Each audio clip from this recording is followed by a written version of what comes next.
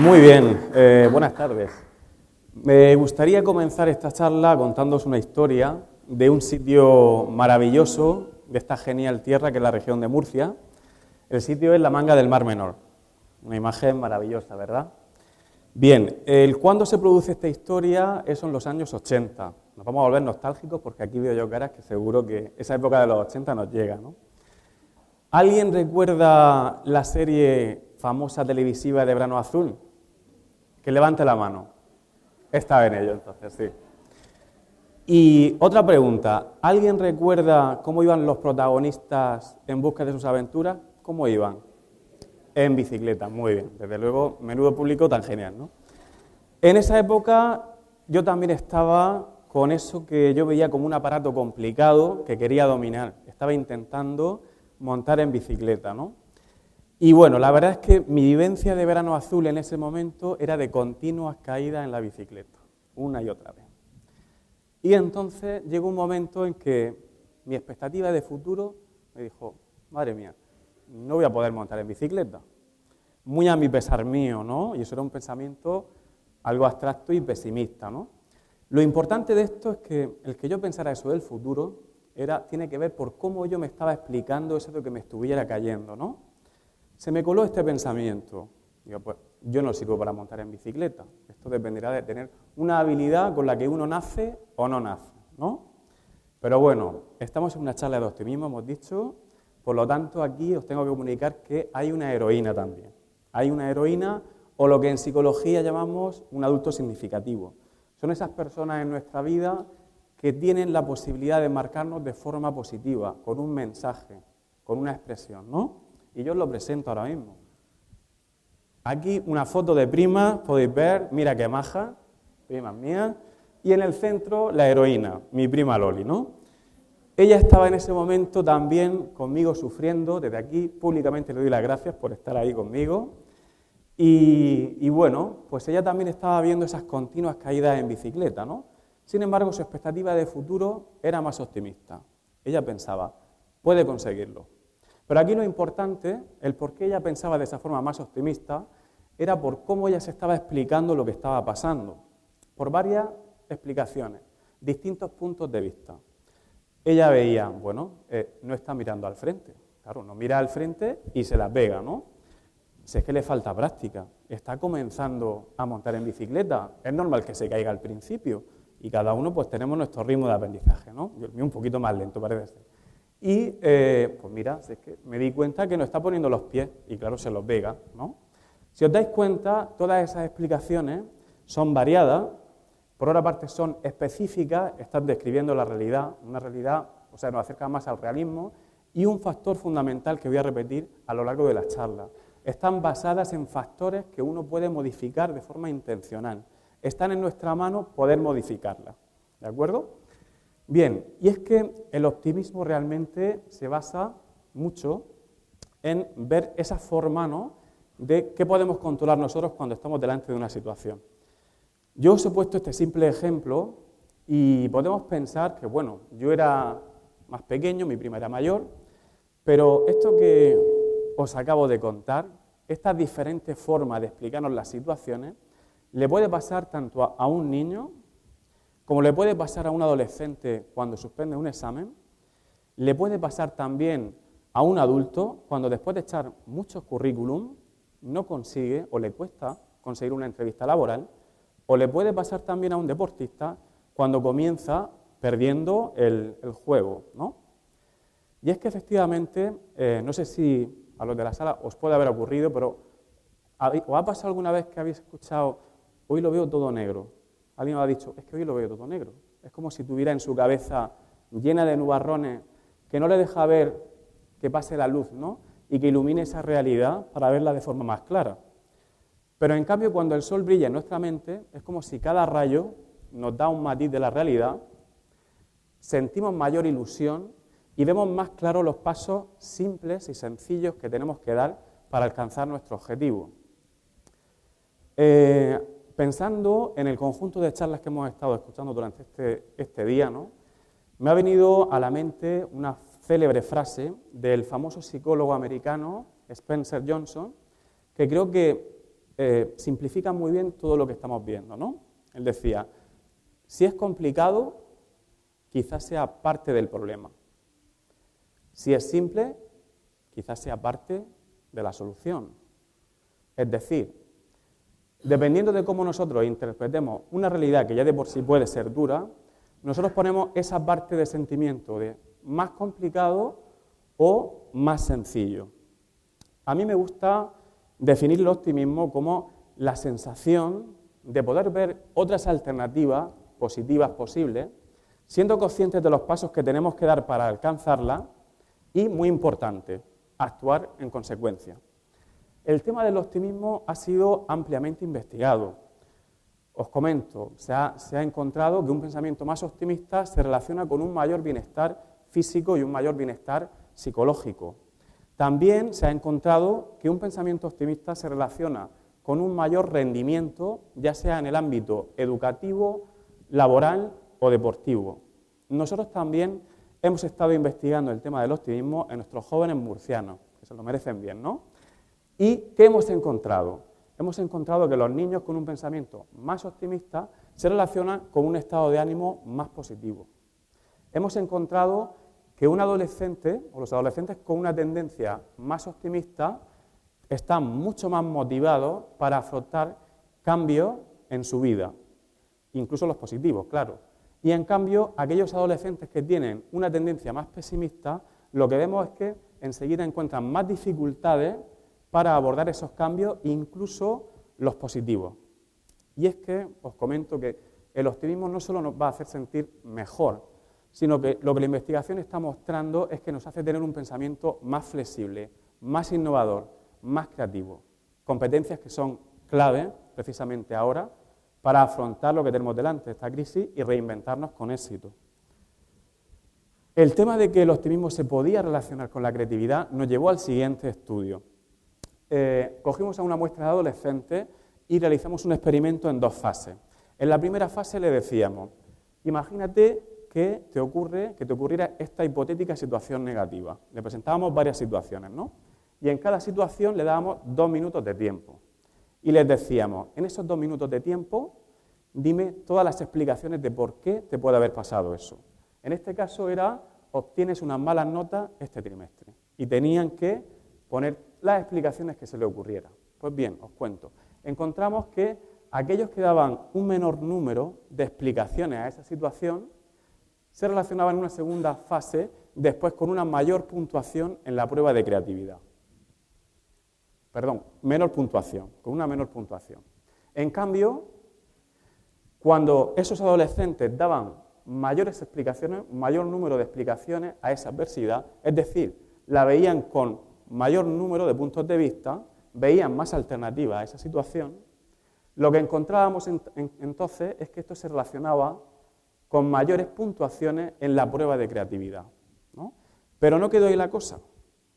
Entonces analizamos cada una de las explicaciones y vimos que aquellos que daban un mayor número de explicaciones optimistas eran los que se relacionaban más con la creatividad. ¿Y cómo eran este tipo de explicaciones optimistas? Pues en este ejemplo, si obtienes una mala nota en este trimestre, por ejemplo decían, pues podría haber estudiado más horas, o quizá últimamente no he atendido lo suficiente, o no he preguntado lo suficiente al profesor. Si os dais cuenta, todas son explicaciones que son modificables. Uno puede estudiar más horas, uno puede atender más, y uno puede preguntar más al profesor, ¿no?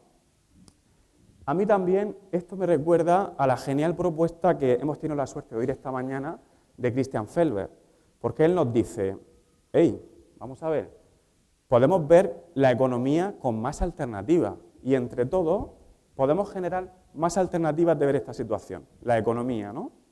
También creo que ha tenido bastante éxito porque ha sido capaz de dar pasos simples que está en manos de la humanidad modificar. Y creo que eso es gran parte de su propuesta y estoy convencido de que tendrá éxito seguro.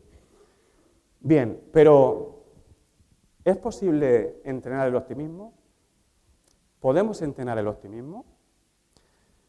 Hicimos un estudio y realizamos un programa, una intervención inspirada en el programa de optimismo de la Universidad de Pensilvania, del grupo de investigación de Seligman, que ya se ha comentado aquí, que es uno de los padres fundadores de la psicología positiva Muy interesante el tema de la psicología positiva. Os lo cuento enseguida, ahora enseguida. ¿Cómo hacíamos esa intervención?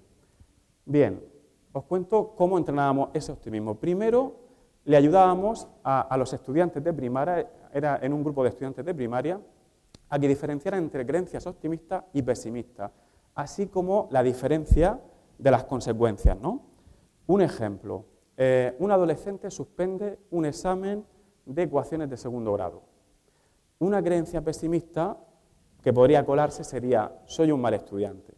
Es una creencia abstracta, no está basada en la realidad, y después, si os dais cuenta, quita la motivación completamente al estudiante para que cambie esa situación, porque lo plantea como soy, como algo que es permanente, que está en su personalidad y que es inalterable. En cambio, creencias más optimistas, primero hemos dicho que sean variadas, lo cual sería muy importante, pero también serían del tipo, como hemos hablado antes, a lo mejor no he entendido bien el tema de las ecuaciones de segundo grado. Aquí, si os dais cuenta, esa explicación a esa situación es específica, es más realista. De hecho, aquí trabajamos el optimismo realista, ¿no? Y entonces está describiendo aquello que ha pasado. Por eso a lo mejor he suspendido, o no he estudiado lo suficiente, no atendí lo suficiente, incluso también ver todo lo que puede haber provocado esa situación. Pueden haber factores externos también, como que el adolescente hubiera estado 2 semanas con gripe. Entonces le ayudamos a que vean todo ese conjunto, ¿no?, de situaciones. Después le entrenamos en que aprendan a observar lo que se dicen, su diálogo interno. ¿Qué se dicen cuando le ocurren adversidades, situaciones negativas, ¿no? Que observen sus pensamientos y les enseñamos a que aprendan a atrapar cuando ven una creencia pesimista. Una vez que aprenden a eso, el siguiente paso sería aprende a cuestionar la evidencia. No porque pensemos en algo tiene que ser verdad. Muchas veces no nos damos cuenta y tenemos cierto pensamiento o cierta idea respecto a nosotros, respecto al mundo o los otros, y creemos que es lo mismo, que el pensamiento y realidad es lo mismo, y realmente aprendemos ahí a diferenciarlo, ¿no? Podemos hacer un experimento muy fácil, ¿vale? Vamos a pensar, todos los que estamos aquí en la sala, fijaros, que nos ha tocado la lotería, ¿vale? Pensamos, venga, nos ha tocado la lotería, me ha tocado la lotería. Por mucho que lo pensemos, me parece que no va a ser así. De todas formas, si no me equivoco, Carlos, hay una administración de lotería por aquí cerca y quien quiera puede también verlo. También trabajamos el tema de qué utilidad tiene esa creencia. Si se le cuela una creencia, sea más cierta o no, el afrontar la vida de esa forma te hace más feliz, te hace tener mayor bienestar psicológico, te hace afrontar mejor la situación, te hace más resolutivo, más creativo, te hace relacionarte mejor con los demás, o por el contrario, te deja más inmóvil, más paralizado. Que vean esa utilidad de afrontar el mundo desde ese punto de vista.